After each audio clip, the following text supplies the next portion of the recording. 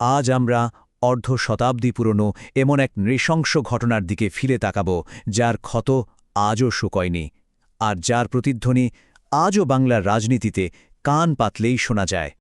ভাবা যায়, মাত্র একটা ফেসবুক পোস্ট, আর তার জন্য একটা গোটা রাজনৈতিক জোট প্রায় ভেঙে যাওয়ার জোগাড়। হ্যাঁ, এই ঘটনাটা দিয়েই শুরু করা যাক আমাদের আজকের আলোচনা। কিন্তু প্রশ্নটা হলো, কি এমন ছিল সেই পোস্টে? কি এমন কথা যা ৫০ বছর পরেও দুটো রাজনৈতিক দলকে একেবারে পরস্পরের বিরুদ্ধে দাঁড় করিয়ে দেয়? চলুন একটু তলিয়ে দেখা যাক। তো প্রথমে দেখে নেওয়া যাক সেই আধুনিক রাজনৈতিক কাজিয়াটা যা এই পুরনো ক্ষতকে আবার খুঁচিয়ে তুলল। ঘটনাটা ২০২১ সালের। সিপিএম নেতা বিকাশ ভট্টাচার্য সাইবাড়ি হত্যাকাণ্ড নিয়ে ফেসবুকে একটা পোস্ট শেয়ার করলেন, আর সঙ্গে সঙ্গে রাজনৈতিক মহলে যেন আগুন লেগে গেল। তাদের জোটসঙ্গী কংগ্রেস তীব্র আপত্তি জানালো। তাদের সোজাসাপটা প্রশ্ন, এটা কি সিপিএমের দলের কথা নাকি নেতার ব্যক্তিগত মত? ভাবুন, এই একটা পোস্ট দুটো পুরনো রাজনৈতিক সূত্রর জোটের ভিড়টাকেই কাঁপিয়ে দিয়েছিল। কিন্তু এই বিতর্কের আসল কারণটা বুঝতে হলে আমাদের কিন্তু একটু ইতিহাসে ডুব দিতেই হবে। চলুন একেবারে ৫০ বছর পেছিয়ে যাওয়া যাক। জায়গাটা হল বর্ধমান, পশ্চিমবঙ্গ। আর তারিখটা ছিল ১৭ই মার্চ ১৯৭০। এই দিনটাই হল সবকিছুর মূলে। সাইবাড়ি হত্যাকাণ্ড আসলে কি? এটা সোজা কথায় এটা একটা নৃশংস রাজনৈতিক খুনের ঘটনা, যেখানে কংগ্রেসকে সমর্থন করা সাই পরিবারের ওপর হামলা চালানো হয়, আর অভিযোগের আঙুলটা ওঠে তৎকালীন সিপিএম সমর্থকদের দিকে। সেদিন কিন্তু সাইবাড়িতে একটা খুশির হাওয়া ছিল। একরত্তি একটা বাচ্চার নামকরণ অনুষ্ঠান চলছিল। কিন্তু বাড়ির বাইরে তখন রাজনৈতিক পরিস্থিতি একেবারে অগ্নিগর্ভ। যুক্তফ্রন্ট সরকার সবে ভেঙেছে, আর সেই রাজনৈতিক আগুনের আঁচ এসে পড়ল এই সাইবাড়িতে। বিশাল একটা জনতা চড়াও হলো বাড়িতে, আর তারপর নৃশংসভাবে খুন করা হলো বাড়ির দুই ছেলে মলয় আর প্রণব সাইকে। শুধু তাই নয়, তাদের গৃহশিক্ষক জিতেন রায়কেও ছাড়া হয়নি। সেই দিনের ভয়াবহতাটা কতটা ছিল তা বোঝা যায় এই একটা কথাতেই, যে শিশুটার নামকরণ হচ্ছিল সেই অমৃত যশ, বড় হয়ে ঠিক এভাবেই ঘটনাটার বর্ণনা দিয়েছিলেন। তার কথাগুলো শুনলেই গা শিউড়ে ওঠে। কিন্তু এই ঘটনার সবথেকে ভয়ঙ্কর, সবথেকে মর্মান্তিক অভিযোগটা জড়িয়ে আছে নিহতদের মা মৃগনয়না দেবীকে ঘিরে। বিভিন্ন সাক্ষী আর মিডিয়া রিপোর্ট থেকে যা জানা যায় তা শুনলে শিউরে উঠতে হয়। অভিযোগ, হামলাকারীরা নাকি তারই দুই ছেলের রক্তভাতে মেখে সেই ভাত জোর করে তাকে খাইয়ে দিয়েছিল। এই একটা অভিযোগই এই ঘটনাটাকে বাংলার রাজনীতিক ইতিহাসে একটা কালো দাগ হিসাবে রেখে দিয়েছে। একটা ঘটনার তো দুটো দিক থাকতেই পারে, তাই না? চলুন এবার দেখা যাক সাইবাড়ির ঘটনা নিয়ে এই দুটো দিকের গল্পটা ঠিক কি। দেখুন, দুটো গল্প কিন্তু একেবারে ১৮০ ডিগ্রি আলাদা।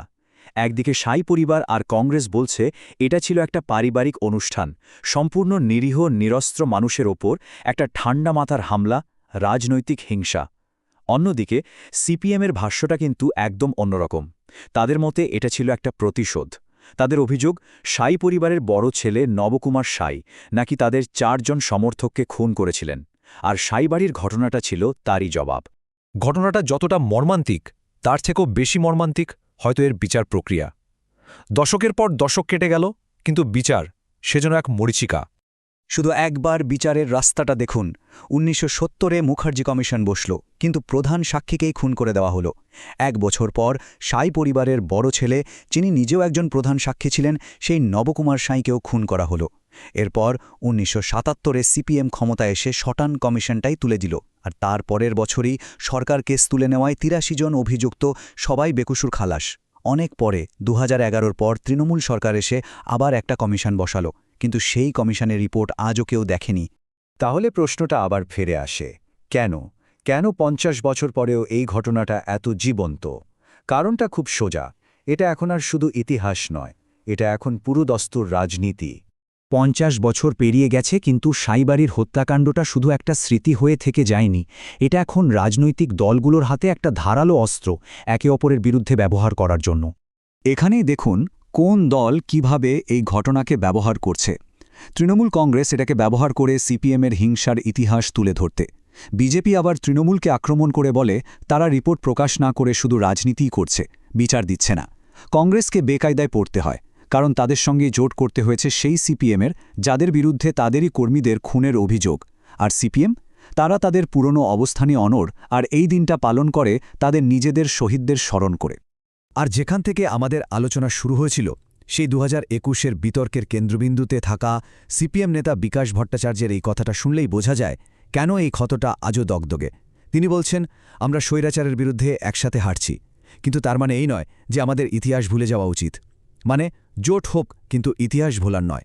আবার অন্যদিকে তৃণমূল কংগ্রেসের নেতা সৌগত রায়ের কথায় স্পষ্ট হয়ে যায় কিভাবে এই ঘটনাকে ব্যবহার করে প্রতিপক্ষ শিবিরে ফাটল ধরানোর চেষ্টা চলে। তার মতে বাংলায় কংগ্রেস সিপিএম জোট ছিল অস্বাভাবিক, দুটি দল দুটি বিপরীত মেরুর পরিবারের মতো, অর্থাৎ এই জোট টিকতেই পারে না। আর এত সব তর্ক বিতর্ক, এত অভিযোগ, পাল্টা অভিযোগের শেষে যে সত্যিটা দাঁড়িয়ে থাকে তা হল এই সংখ্যাটা 0। হ্যাঁ, 0। 5 দশক পেরিয়ে গেছে, 2টো কমিশন বসেছে, কিন্তু সাইবাড়ি হত্যাকাণ্ডের জন্য একজনও সাজা পায়নি, বিচার হয়নি। আজকের আলোচনাটা শেষ করা যাক এই একটা প্রশ্ন দিয়ে। যখন কোনো স্মৃতি শুধু আর স্মৃতি থাকে না, যখন সেটা রাজনৈতিক লড়াইয়ের হাতিয়ার হয়ে ওঠে, তখন কি সেই ঐতিহাসিক ক্ষত কোনোদিনও সারে? ভাবার বিষয়, তাই না?